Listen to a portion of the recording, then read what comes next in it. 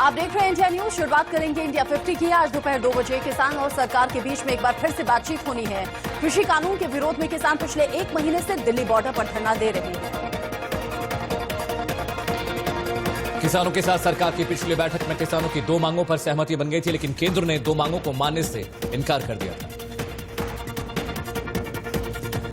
किसानों ने आज बैठक में सकारात्मक नतीजा नहीं निकलने पर आंदोलन को और तेज करने की चेतावनी दी है। किसानों ने 6 जनवरी को जीटी करनाल रोड पर ट्रैक्टर मार्च निकालने के लिए कहा है। विरोध प्रदर्शनों का नेतृत्व करने वाले 40 किसान यूनियन के संयुक्त मोर्चे ने गणतंत्र दिवस तक मांगे पूरी नहीं होने पर दिल्ली की ओर मार्च करने की धमकी दी। किसान संगठनों का कहना है कि अगर सरकार 26 जनवरी तक मांगे नहीं मानती है तो फिर दिल्ली कूच करेंगे। किसान नेता राकेश टिकैत ने सरकार से अपील की है कि सरकार स्वामीनाथन रिपोर्ट लागू करे और एमएसपी पर कानून बनाए। नए कृषि कानूनों के खिलाफ प्रदर्शन कर रहे किसानों पर दिल्ली की सर्दी सितम ढा रही है। टिकरी और कुंडली बॉर्डर पर प्रदर्शन कर रहे 2 किसानों की मौत हो गई। किसानों के परिवार वालों ने कहा कि ये मौत ठंड से हुई है और इस लापरवाही के लिए सरकार जिम्मेदार है। अहमदाबाद में आरएसएस की बैठक होने जा रही है। आरएसएस की बैठक 5 से 7 जनवरी तक चलेगी। इस बैठक की अध्यक्षता संघ प्रमुख मोहन भागवत करेंगे। जेपी नड्डा 2 दिनों तक गुजरात के दौरे पर रहेंगे। इस दौरान वो पार्टी नेताओं और कार्यकर्ताओं के साथ बैठक करने वाले हैं। गाजियाबाद में शमशान घाट की छत ढहने से अब तक 25 लोगों की जान जा चुकी है। कई लोगों की स्थिति अभी भी गंभीर है। मुख्यमंत्री योगी आदित्यनाथ ने हादसे पर दुख जताते हुए मृतकों के परिवारजनों को 2-2 लाख रुपए मुआवजा देने का ऐलान किया। प्रधानमंत्री नरेंद्र मोदी ने भी हादसे पर दुख जाहिर किया। पीएम ने ट्वीट करते हुए घायलों की जल्दी ठीक होने की कामना की। मामले में ठेकेदार, नगरपालिका कार्यकारी अधिकारी, इंजीनियर और सुपरवाइजर को गिरफ्तार कर लिया गया। कुलगाम में लश्कर-ए-तैयबा का आतंकी गिरफ्तार किया गया। आतंकी के पास से सेना के हथियार और सेना ने हथियार और विस्फोटक बरामद किए। हार्ट अटैक के बाद पीएम मोदी ने सौरभ गांगुली से फोन पर बातचीत की और सेहत का हालचाल जाना। असम में देर रात भूकंप के हल्के झटके महसूस किए गए। भूकंप का केंद्र कामरूप जिला था। दिल्ली के सीएम केजरीवाल ने वैक्सीन पर डीजीसीआई की मंजूरी मिलने पर देशवासियों को बधाई दी है। उन्होंने कहा, रात दिन वैक्सीन बनाने वाले वैज्ञानिकों को सलाम। बिहार में आज से सरकारी स्कूल खुलेंगे, जिसमें 50% छात्रों को आने की इजाजत है।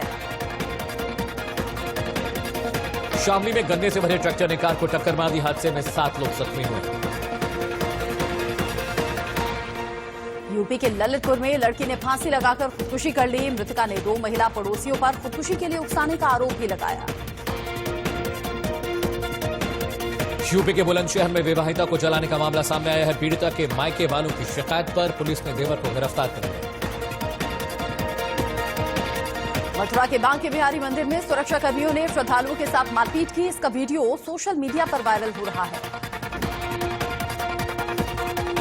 प्रयागराज में जमीन बंटवारे को लेकर साधु के समर्थकों में विवाद हो गया, जिसके बाद 2 गुट आपस में भिड़ गए। यूपी के ललितपुर में गौशाला में मृतक गायों के शव को कुत्ते नोचते हुए दिखाई दिए। इसका वीडियो तेजी से वायरल हो रहा है।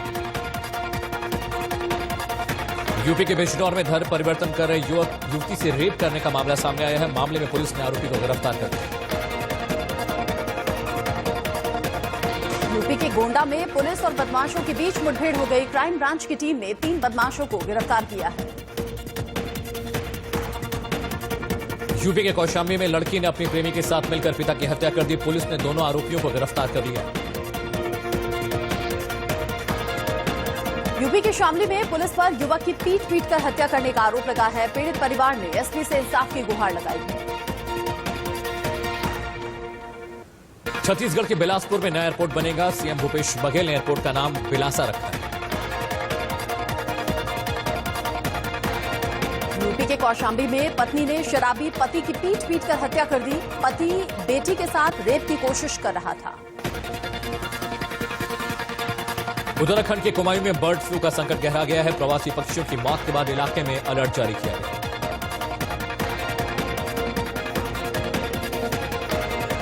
यूपी के रायबरेली में धर्मांतरण करने पर मुस्लिम परिवार को जलाने की कोशिश की गई। मामले में पुलिस ने 2 आरोपियों को गिरफ्तार कर लिया है। कल से लगातार रुक रुक कर हो रही बारिश के बाद दिल्ली एनसीआर में ठंड बढ़ गई है। मौसम विभाग ने 5 जनवरी तक बारिश का अनुमान लगाया है। उत्तर प्रदेश के कई इलाकों में बारिश के बाद जनजीवन प्रभावित हुआ। अगले 48 घंटों में भी बारिश के आसार हैं। उत्तराखंड के ऊपरी इलाकों में बर्फबारी के बाद ठंड बढ़ गई। हरिद्वार में कल से बादल छाए हुए हैं। मौसम विभाग ने येलो अलर्ट जारी किया। कश्मीर घाटी के ज्यादातर इलाकों में बर्फबारी के बाद सड़कें जाम हो गई हैं। ऐसे में सैलानियों को इलाके से बाहर निकलने में परेशानी हो रही है।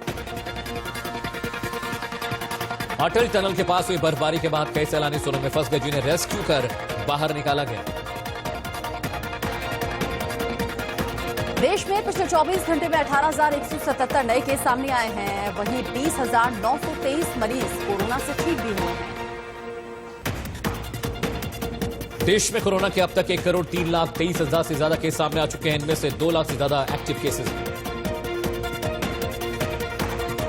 दिल्ली में कोरोना मरीजों की संख्या 6,26,872 तक पहुंच गई है। 24 घंटे में 708 नए मामले सामने आए हैं।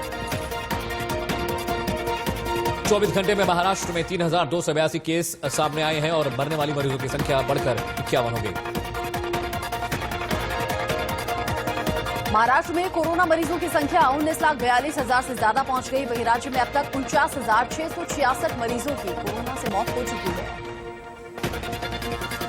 दुनिया भर में कोरोना से अब तक 8,54,04,000 से ज्यादा लोग संक्रमित हुए, जबकि 18,49,000 से ज्यादा लोगों की कोरोना से मौत हुई। अमेरिका में कोरोना से अब तक 2,10,66,018 लोग संक्रमित हो चुके हैं, जबकि 3,59,832 से ज्यादा की मौत हुई है। रूस में अब तक संक्रमितों की संख्या 32,36,000 के पार चली गई, जबकि मरने वालों का आंकड़ा 58,000 के पार। फ्रांस में कोरोना के 26,55,000 से ज्यादा केस सामने आ चुके हैं। वहीं यहां कोरोना से मरने वालों का आंकड़ा 65,000 से ज्यादा है। मैक्सिको में कोरोना से अब तक 1,26,000 से ज्यादा लोगों की मौत हो चुकी है, जबकि 14,43,000 से ज्यादा लोग संक्रमित हैं। कोरोना से ब्राजील में अब तक करीब 1,95,000 से ज्यादा की मौत हो गई है। 77,19,000 से ज्यादा लोग संक्रमित हैं। सेबी ने कथित गड़बड़ी को लेकर रिलायंस इंडस्ट्रीज के मालिक मुकेश अंबानी और उनकी कंपनी पर 40 करोड़ रुपए का जुर्माना लगाया है।